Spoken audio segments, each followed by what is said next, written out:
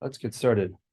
Hello, everyone. Thank you for coming to our first GenPALS talk of the year. Today, we're going to mostly spend time talking about feature selection in single-cell RNA sequencing. I am going to give you guys an intro into feature selection, however. I know that there are some new faces here. I want to make sure that we all start off on the same page. I also know that the PIs may have given you a little bit of a taste of this, but let's go through it again just in case. And then the rest of the time is going to be about feature selection. But first, a word from our sponsors. So the Genomic Practical Applications and Learning Seminar is first and foremost a community. We are a community of interdepartmental trainee genomics researchers at UCI. Now, the emphasis here is on the word trainee. It's really hard to not phrase this in an exclusionary manner. We actually don't allow PIs to come to GenPALS events. Like, we only really have like 2 bylaws. That's one of them, for various reasons. We have 2 main different types of events. We have talks, like today, where someone comes and gives a talk on something related to genomics. And on the days we don't have talks, we have co-working hour, right? This is where you can come by, work with us. There's free coffee. There's free high chews. The high chews are a bigger draw than the coffee for some reason. But as long as you're not a PI, again, whether you're staff, whether you're a postdoc, grad student, undergrad, you're more than welcome to stop by with us. The emphasis here is also on genomics, right? It just so happens that a lot of the talks we will give is related to single-cell transcriptomics. It just so happens that a lot of those talks are going to be method related. That's more by accident than it is by design, right? Like, if you're interested in the data generation process, we would love for you to come and give a talk. If you're interested in read alignment, we would love for you to come and give a talk. And in fact, we have had talks in those areas. I think that's all I want to say. So actually, this is a picture of Liz Raboa giving a talk in tissue dissociation and barcoding, just to show you what I'm talking about. We do have a website on which we post code. We also have a calendar on that website. I recommend that you download the whatever it is the right term there is, follow the calendar, put it on your own calendar, such that you know what happens on a week-to-week basis. These are fearless leaders. Katrina just ran out the door, but this is Z, the middle one's Katrina, and this is Nagin. These are the people in charge. If you have questions, comments, concerns, you can talk to them.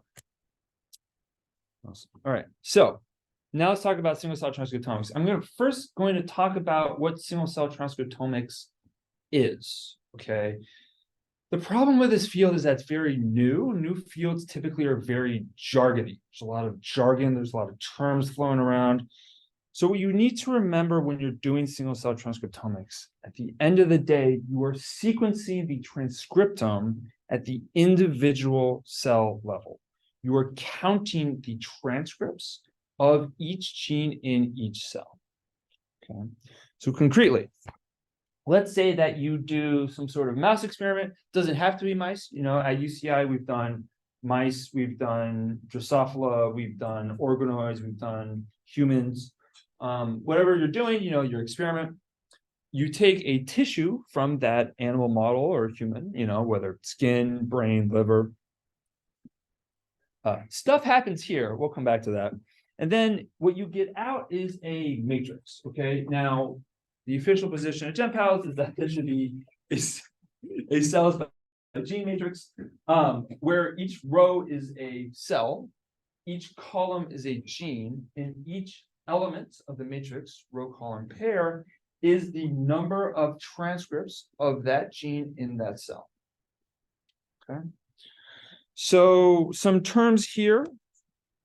If you're a machine learning person, you'd be more familiar with the terms observations and features. Okay, these are equivalents. It just really depends on who you're talking to. If you go to a biologist and start talking about observations, they're not going to understand what you're talking about. Key point for us today is I'm going to use the terms genes and features interchangeably throughout this talk. So when I say genes or features, I'm talking about the same thing. The last thing I want to say about this matrix is that there's going to be a lot of features and a lot of observations, right? Your average size matrix nowadays, I'd say, is about maybe, let's say 100,000 cells in 20,000 features. Okay, each feature in this case is a gene or a dimension. Okay, it's very, very high dimensional data, right? And that's going to have implications for how we analyze these data downstream. Okay, so what is this stuff I speak of? I think of single-cell transcriptomics as 5 discrete steps. This is not the official position of GenPALS. This is just how I think about it. I'm going to use maybe the mouse here. Okay, step 0 is your experiment. Again, you can treat mice with your different conditions, do whatever it is that you need to do. And then you take, again, a tissue from that mouse, okay? And step 1 is getting a single-cell suspension, okay? Now, what that is typically what you want to do is do tissue dissociation, right? So you want to break up the tissue into individual cells, and then you do some sort of flow sorting. Okay, the idea here is the standard approach is to remove all of the dead cells from the single cell suspension. Okay, doesn't have to be that. You can do other things, but that's your standard approach. Step 2 is barcoding. Okay, so the idea with barcoding is for each transcript, you're going to give it 2 pieces of information. You're going to give it a cell-specific barcode. So all the transcripts in that cell is going to get the same barcode. Okay. And you're also going to give it what's called a UMI, or unique molecular identifier, that identifies that transcript among all other transcripts. Okay. So after barcoding, the transcripts have 2 pieces of information: the cell that it came from, and a barcode that identifies that transcript among all other transcripts. Then you sequence, right, which is literally you are identifying the order of nucleotides, right, in each of your transcripts. Then you do read alignments, okay? You know what the order of nucleotides for each transcript is, but you don't know what gene it comes from, and so you literally align, right, the transcript to either the genome or the transcriptome, depending on what you're doing. And then the output of that, as I said, is a matrix. There's a lot of information. It's going to get worse. The goal here isn't to fully retain this information, nor is it to, frankly, totally understand it. Okay. The hope when you get to where I am is that the people who come after me will get to where I am now in a smaller amount of time, right? I'm trying to give you the expertise that I have so that you can get so that you can overcome all the challenges that I've had. It's also worth mentioning that we have videos on like each one of these topics individually on the GenPALS website. Because we also have a YouTube, which I forgot to mention earlier. GenPALS also has a YouTube. I know nothing about the YouTube, but it exists. And I am told there are videos on the YouTube. Thank you for pointing that out. Okay, so let's talk about the data processing and analysis steps. Now, some people would consider what I have on this slide here data processing versus data analysis. I remain agnostic. The second thing I'll say is I'm depicting this as a linear process. It's not, okay? Our very own Sam Morabito has given talks on quality control, and one of the major outcomes of that talk is that this is a circular process, right? You go through to the end, and then you do more quality control. And the last thing I will say is these steps are by no means all-encompassing, okay? Once you have your cell type identification, you can go off and do other things with your data, right? You can compare, different expression of different groups of cells in different mice, right? But typically, you're going to want to do these 5 steps. Step number 1 is quality control. The intuition here is you want to remove cells with insufficient transcripts. For example, this is not the only thing you do, but this is one of the things. If you have a transcript with only 10, if you have a cell with only 10 transcripts, right? A, chances are it's not really a cell. B, even if it were a cell, there's no information you can get from that. So you're better off removing it. Step 2 is to normalize. Okay, so this is actually due to an important fact that's going to come up again and again during this talk. It turns out that sequencing is not efficient, okay? The number that I've heard is 20%. About 20% of the transcripts in the cells are actually going to get sequenced. Now, that number is going to vary wildly based on what you're doing, based on the sequencing platform, okay? That's not even, I would say, a good rule of thumb, but it just gives you an idea of it is really inefficient. It's not a very, very efficient process. So what that implies is you're going to have cells with different total number of transcripts, okay? And you want to account for that, right? If you have a cell that has 100 transcripts of gene A and 1,000 total transcripts, and another cell that has 10 transcripts of gene A and 100 total transcripts, chances are gene A is being expressed at about the same, right? It's just that there's less total transcripts being sequenced in that second cell. Some terminology here. I'm going to use the term sequencing depth for the total number of transcripts per cell. Okay, so once you normalize, you're going to do your feature selection. We're going to spend a lot of time on feature selection. Just for right now, note that one way to think about feature selection is that not all genes or features are informative. Okay, not all features are going to tell you things about your cell types, and so you're better off removing them from the analysis. Again, just so that we're super clear, a feature is something that is observed in an observation. The next step is dimensionality reduction.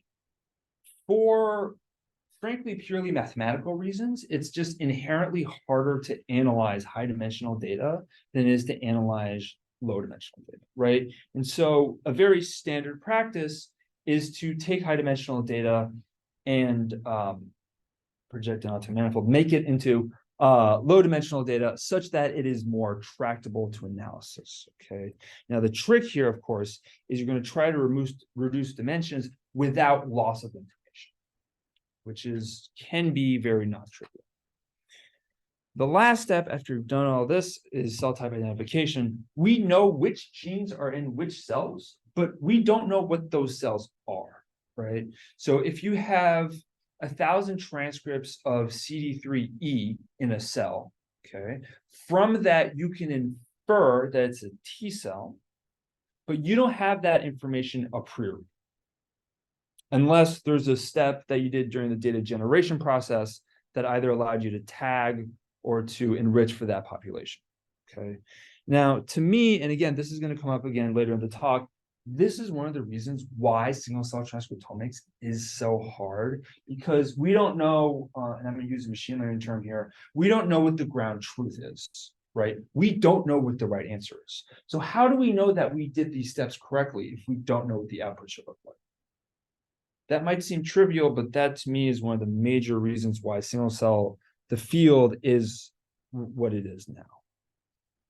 Okay, a couple of things on cell type identification. It is unsupervised. This is the machine learning term that means that when you're training your machine learning model, you're not using ground truth labels, okay? Because again, we don't have ground truth labels. So the first step is clustering, right? You're grouping cells that are in close proximity to one another. When I say close proximity, I mean close proximity in this like low dimensional space that you calculated, okay? I think the intuition here is fairly straightforward, right? You have groups of cells that are close to, the cells in each group are close to one another, but they're far away from each other, right? This is one group of cells, that's another group of cells. That doesn't tell you what those groups are, right? It just suggests that they're similar, right? And so to figure out what they are, then you use what are called marker genes. Again, we're going to spend a lot of time talking about marker genes today. For right now, these are genes that mark different biologically known populations of cells, right? What I'm showing you here is called a dot plot. On the columns are cluster numbers, right? 0 through 10. This was in Python, which is why it starts at 0. The rows are gene names. Okay, this is a B cell data set. Okay, CD19 is a marker for B cells. IgHM is a marker for naive B cells, right? Which most of these are. XBP1 is a marker for plasma cells, and so you can identify the plasma cells. And I should point out that the intensity or the color is the mean expression of this gene in this cluster. Okay. So that was my very brief overview of single-cell transcriptomics. This is where you can cut the recording. If you're on YouTube, thank you for coming. Subscribe to our channel.